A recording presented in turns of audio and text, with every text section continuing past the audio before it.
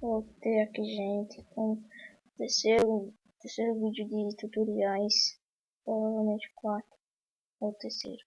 No tutorial de hoje eu vou estar ensinando como instalar skin. Eu vou estar disponibilizando aí na descrição do vídeo esse link aqui desse site para skin. Vocês entrem aí, eu vou escolher umas skin aqui e já volto. Falou! Voltei aqui, gente. Esse tutorial vai ser bem curto. Já escolhi minha skin aqui, o nome dela. Vou entrar. O tutorial vai ser bem curto, gente, que não tem muito o que dizer. É só vocês pegarem o nome da skin, pegar o nome da skin e colocar no nome botar no nick, tá ligado? Vocês pegam, dêem um Ctrl C.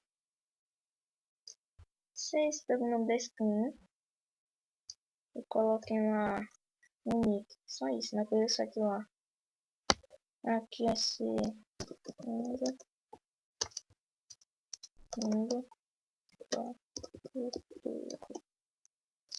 botar no criativo, super plano. Aí, gente, como o tutorial de hoje vai ser um pouco curto, acho que eu já disse isso. Aí, se inscreva no canal, dê um like, favorito.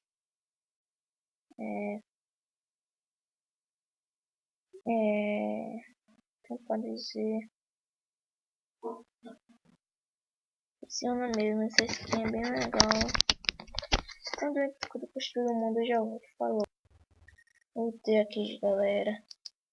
Aqui, né, com a skin. Aqui, ó. Essa é do Assassin's Creed. Se inscreva no canal se não for inscrito. Agora eu vou ensinar como eu peguei essa skin. Yeah! Vocês praticamente façam isso aqui, tá? Mas toca essa skin, né? Eu fiz aqui, ó. Fecha o Mine. Abre o seu navegador. Eu vou pausar que vai demorar um pouquinho. Eu também tenho que encontrar skin. Aí fala. Até daqui a pouco, gente. Até aqui, gente. O site ainda não carregou as skins. Mas eu vou estar mostrando assim mesmo. Aqui, esse daqui é o nome da skin, ó. Ele tá carregando as skins. Aí tem essa daqui, ó. Que o nome dela é essa. Tá aparecendo. Tem essa. Aí vocês peguem esse nome e coloquem lá.